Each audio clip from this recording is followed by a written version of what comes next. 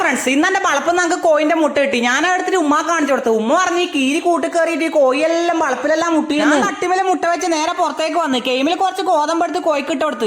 കോയിനെ പിടിച്ച് മുട്ടിണ്ടാ നോക്കി, മുട്ടിയുണ്ട് ഇട്ടിട്ടില്ലാട്ടാ. കോയിനും തൊക്കിൽ വെച്ച് ഞാൻ പെരന്റെ മുകളിൽ കയറി കാർബോർഡിന്റെ വട്ടി എടുത്ത് താഴേക്ക് വന്നു. വെട്ടി നിലത്ത് വെച്ച് കോയിനെ അതിന് ഇട്ട് പാറിപ്പോണ്ടിക്കാൻ വേണ്ടി ഒരു സ്റ്റൂൾ എടുത്ത് മുകളിൽ വെച്ച് വേം മുട്ടിയിടാൻ വേണ്ടി വളപ്പൊന്നിട്ട് മുട്ടിയെടുത്ത് അതിന്റെ ഉള്ളിൽ വെച്ച് ഒരു പലയെടുത്ത് വന്നിട്ട് കാർബോർഡ് വെട്ടിന്റെ മുകളിൽ വെച്ച് ഉമ്മ അന്നേരം പറഞ്ഞ് പെട്ടിനുള്ളിൽ കാറ്റ് കയറാൻ ഞാൻ കോയി ചത്തോ. ഞാൻ എന്റെ സൂചി എടുത്ത് വന്നിട്ട് ഈ പെട്ടിക്ക് കുത്തി കുത്തി ഓട്ടിയാക്കി.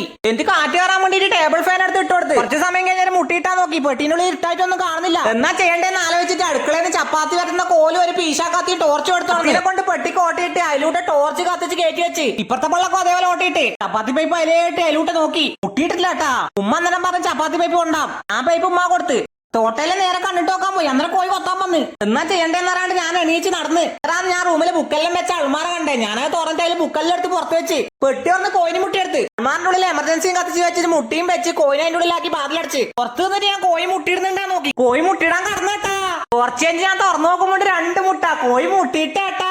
ഞാൻ മുട്ടിയെടുത്ത് ഉമ്മാനോട് ചായക്ക് പുങ്ങിത്തരാൻ പറഞ്ഞ്. ഉമ്മ പറഞ്ഞ് മോനെ അടുത്ത പ്രാവശ്യം കോഴി മുട്ടിയിടുമ്പോ പുങ്ങിത്തരാ. ഈ മുട്ട കണ്ണൂർ കാളാച്ചിലുള്ള മുനീറിന് കൊടുക്കണ്ടാന്ന്. ഈ വരുന്ന ഡിസംബർ 6 അവന്റെ മംഗലാണ്. അഞ്ചരക്കണ്ടിയുള്ള സാധനം ഞാൻ കഴിക്കുന്നത്. അപ്പോഴത്തേക്ക് എനിക്ക് തടിയാൽ ഉഷാറാക്കണം പോലും. ഞാൻ എന്റെ കൊള്ളിപ്പുളും കൂടി ചായ കുടിച്ച്. അപ്പൊ ഇങ്ങളെ മുനീറിന്റെ മംഗലത്തിന് വിളിച്ചാ ഇങ്ങ മുനീറിന്റെ മംഗലത്തിന് വരാൻ മറക്കല്ലേട്ടാ.